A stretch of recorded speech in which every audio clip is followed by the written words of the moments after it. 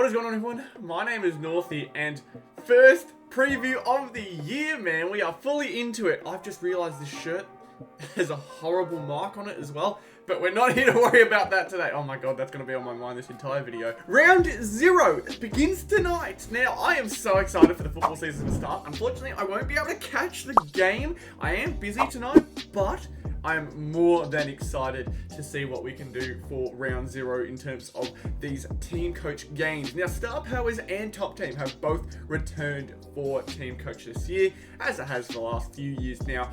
But round 0 and 1 and 2, as you can see in the Teamcoach announcement up here, yes, everything is available to be used. You do not need codes. Every single card is available for you to use until round 3. So it gives a bit of time for everyone to properly get introduced to the game. Gives everyone the chance to get some cards and then build some teams eventually. I am really happy about that, but I'm just interested to see what the team ends up being or ends up looking like. So a lot of interesting things to look at today. I'll go through the tips first because I have done tips and it's the first time throughout the year that I'm properly looking at them. So Teamcoach tips. I'm going to change my tips for the moment, but this is what it's looking like. Melbourne, Brisbane, Gold Coast, Collingwood. You can see there, those are my picks for the year. Richmond has been very heavily unfavored, I think is the word I'm looking for. Not many people are picking Richmond to go very far this year, which surprised me. I'm not sure if I'm missing something, but I think Gold Coast are going to take it purely because it's at home, and I think they're about the same level at this point.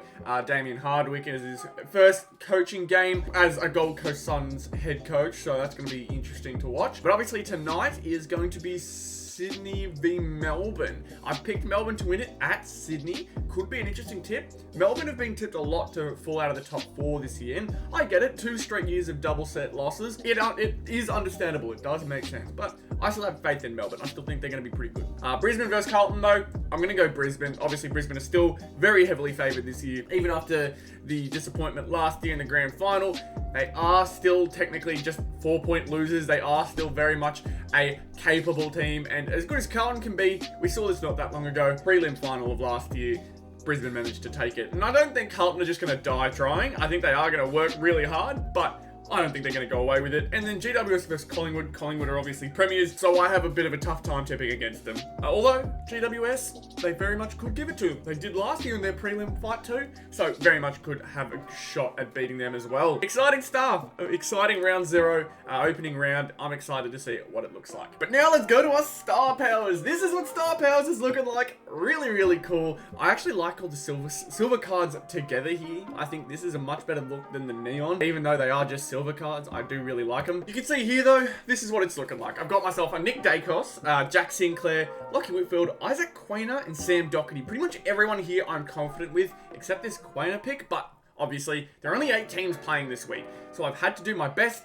I don't even think I can use Sinclair. I don't think Saints are playing. Of course I do something like this to friggin' start the year. Of course this is how it works. Who will we go? I'm not gonna stick with Sinclair. I don't think I'm going to go with Rory Laird. I may go Neil. Maybe we go with Tom Green. I'm not... Oh, it's so hard. I think I'm going to go Petraka. Petraka versus Sydney. This could be a decent pick. It'll at least give me a look at who's going to play tonight and how well it's going to be. But yeah, exciting. Unfortunately, no Sinclair. I really like Sinclair as a pick, especially for midfield ball. He's one of the more consistent ones, so I'm hopeful that Petraka can maybe keep up. Dacos is not an easy pick. Sicily very easily could be a similar pick and could even be picked as much as he has. Kelly on the odd game last year had monster rounds. Sheasel consistently got 30 posies last year, so it's always like a guaranteed 60 plus however marks and however many. I don't think he's going to kick many goals this year. He still is a backman, but overall, still gets a lot of touch on the ball. Jordan Dawson, he's a midfielder who gets a lot of touch as well. It'll be exciting to see how he plays. It's really just a bit of a test round these first couple of weeks. Who's going to play well? Who's going to be the better players? And it'll all be really interesting to see who pays attention to the small details here and there. Whitfield, this one's a tough category this year. Defensive dynamo. You'd think players like Sheasel and that could find his way into defensive dynamo, Sicily as well, but they're just so dominant with possession and so dominant with points that they've been chucked in this mighty section. Defensive dynamo though, I have chucked in Whitfield, because on the occasion he gets put in the midfield. I wouldn't mind seeing him in the midfield against Collingwood. Would be helpful to see him get some more posies in there. It really is a tough one. I think Harris Andrews definitely could be a really, really good pick next year. Sorry, this year.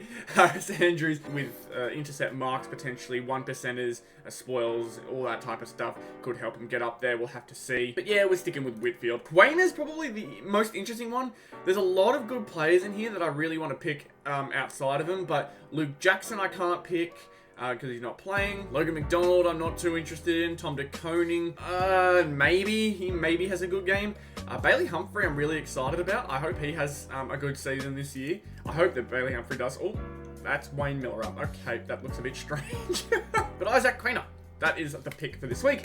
And then Sam Doherty, I mean, I'm looking through all these players here. There are some really good ones. Maxi Gawn could be a good pick. I see Pendlebury, he can occasionally have a really good one. Same with Luke Parker.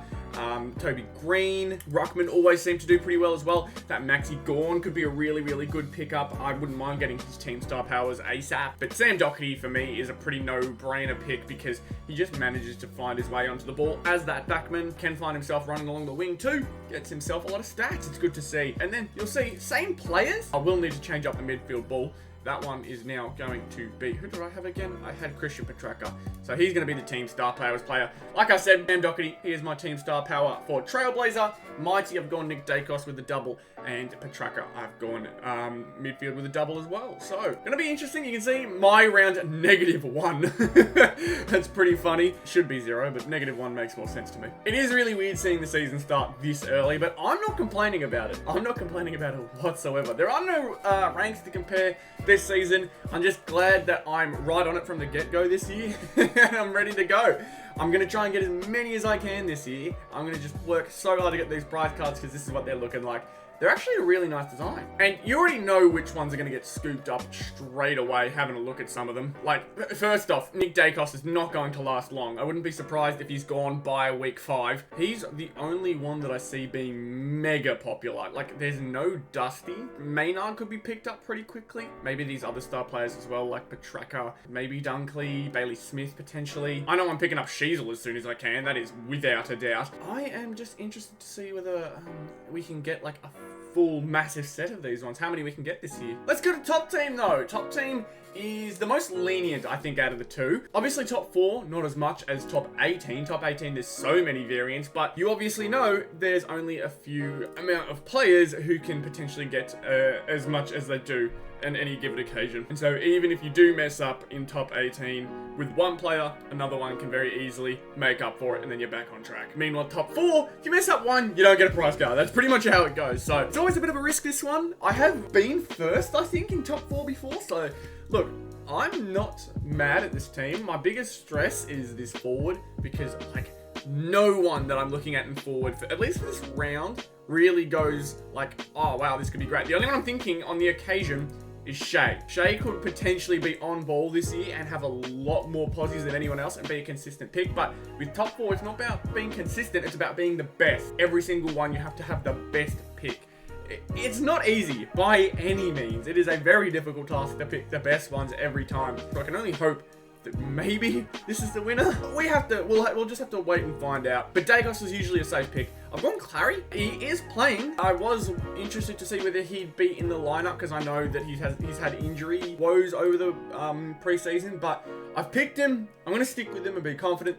Maxi Gawn, I think he's going to be, at least this round, the main pick for everyone. Jared Witts is probably the best chance of beating him. But Tim English, of course, this year is going to be a solid pick and probably one of the most picked players. Brodie Grundy was the pick for Melbourne last year. Obviously, he is now Sydney. He is now a Sydney player. So Maxi Gawn has been taken out of the forward line and put back in the ruckman position. So can't abuse that one anymore. I like this top 4 side. I think, yeah, like I mentioned, only the one kind of question question mark for me because I'm always stressed out picking full forwards. But there's a full forward to pick. You pick the 2 in a row common medalist. I don't think there's really much complaining about it. But this is what our top 18 is looking like. Obviously, all the top 4 players are in here. There's a few interesting ones, like Will Powell. I've picked him up for the back line because you can see his average last year was 82.1. That is a pretty good average. And looking at a lot of the backmen, like, it's very hard to try and find specific players this year. Looking at the backman though, he is a good pick. Like, I'm looking through the backman for Collingwood and he beats all of those guys out. Mason Redmond was another one that I thought maybe I should pick up, but yeah, maybe not. These Essendon backmen are pretty good though. Jordan Ridley obviously not playing to start the year off, unfortunately. Lukey Ryan, once he starts playing, will be a nice little pickup. Tom Stewart in previous years has dominated, not as much last year, but he has dominated previously. Hawthorn, my god, look at the 2 backmen for Hawthorn. There's only 2 of them, and my god, are they good. 95 and 104. It was in the back line a fair bit for him last year, but obviously they're not playing to start. Only the 8 teams, so I've made what I think is the best few choices. Dunkley gets the start. I'm not sure how that'll go. I really wanted Bont to play this week, because then I feel like this would be a complete side. I like Goulden, I like Walsh, I like Oliver, and I like Kelly. I just wanted Bont. If Bont was playing, that'd make this feel like a really nice set-in-stone selection. Backline, I'm purely worried about the Richmond players.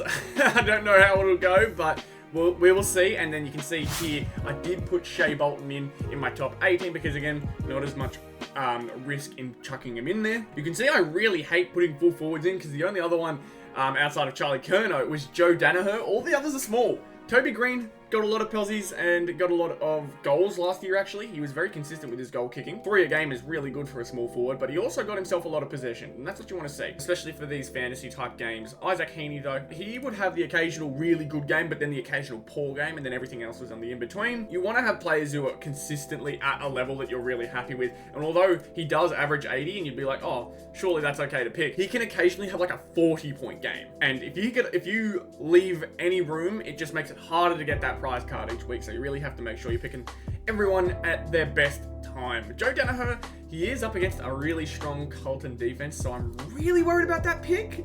I do not know anyone else though, like, that I feel more confident in picking. Like, I definitely don't think Ben King will be as good as Joe Danaher. Maybe Hogan, maybe Jesse Hogan. He played all right to finish the year, but again, I trust Joe a bit more. Lukey Bruce can occasionally have some really solid games. Ginnivan, it's just going to be interesting to see him in new colours. He either is going to take a bit of time to get used to the new fit, or he is going to just kill it straight away. He's going to slide in seamlessly. All these guys for the Melbourne forward line are just really hit and miss as well. I think they've done a really good job. Outside of, like, maybe I noticed Callum Mills in the back line. I did see him in the back line a bit more towards the later stage of the year last year, but I still feel like Callum Mills is more of a midfielder. I don't know, it just makes more sense to me. But he's chucked in as a defender. That could be a little exploit this year with the defender's side of things, because if he gets put in the midfield at certain points in the year, obviously he's injured, so he won't be back until it's been set about the midpoint of the year, which is a bit disappointing, but